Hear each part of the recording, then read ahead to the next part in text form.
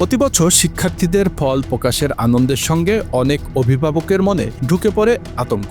কারণ নতুন শ্রেণীতে উঠলেই একই প্রতিষ্ঠানে পড়তে আবার দিতে হবে মোটা অঙ্কের পুনর্ভর্তি ফি। চলতি বছরে এমন অর্থ পরিশোধ করেছেন অসংখ্য অভিভাবক। প্রতি বছর পুনর্ভর্তি ফি নামের আর্থিক চাপ থেকে মুক্তি চান অভিভাবকরা। বিষয়টি নিয়ে আদালতে রিট আবেদনও হয়েছে। এই প্রেক্ষাপটে শিক্ষা মন্ত্রণালয়ের মাধ্যমিক ও উচ্চশিক্ষা বিভাগ 9 ফেব্রুয়ারি বেসরকারি শিক্ষা প্রতিষ্ঠানের আর্থিক স্বচ্ছতা ও জবাবদিহি সংক্রান্ত নীতিমালা 2026 জারি করেছে।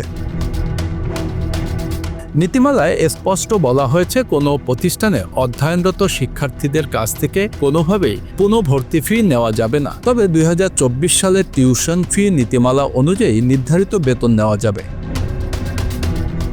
নীতিমালায় টিউশন ফি, ভর্তি ফি, সেশন ফি, বোর্ড বা বিশ্ববিদ্যালয় পরীক্ষার ফি সহ যাবতীয় আয় ব্যয়ের স্বচ্ছতা নিশ্চিত করার কথা বলা হয়েছে। মাধ্যমিক ও উচ্চশিক্ষা বিভাগের জারি করা এই নির্দেশনা বেসরকারি সব শিক্ষা প্রতিষ্ঠানের জন্য প্রযোজ্য। এর আগেও সরকারের পক্ষ থেকে একই ধরনের নির্দেশনা জারি হয়েছিল, কিন্তু বাস্তবে বহু প্রতিষ্ঠান তা মানেননি।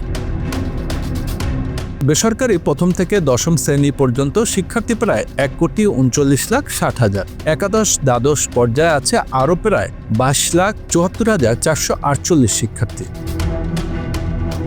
বিভিন্ন প্রতিষ্ঠানের অভিভাবকরা জানিয়েছেন, ইতিমধ্যে তারা তাদের সন্তানকে ভর্তির জন্য পুনর্ভর্তি ফি দিয়েছেন। আবার সরাসরি পুনর্ভর্তি ফি না নিয়ে উন্নয়ন ফি, রিলেশন ফি, স্কাউট ফি বা বাড়তি সেশন ফি হিসাবে অর্থ দিতে হয়েছে। শিক্ষা প্রতিষ্ঠান ভেদে কয়েক হাজার টাকা পর্যন্ত গুনতে হয়েছে অভিভাবকদের।